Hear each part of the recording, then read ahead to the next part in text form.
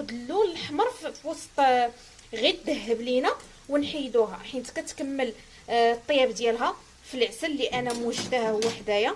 غادي نبدا نهز ونحط في العسل ديالي اللي هو ثقيل كيف كتشوفوا، وغادي نعسلهم ان شاء الله ونديرهم يتسقطروا ونرجع معكم في النتيجه النهائيه ديالهم. كيف ما كتشوفوا البريوات ديالي من بعد ما طابوا، فكيف كتشوفوا اللوين ديالهم كيبقى ذهبي.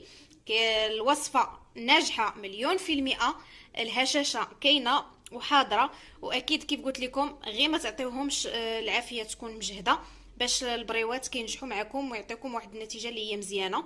وبطبيعه الحال القرمشه راه كتكون حتى هي حاضره، ولكن بالنسبه لي قليله بطبيعه الحال، يعني في المذاق العادي ديال البريوات كيف ما كيكونوا.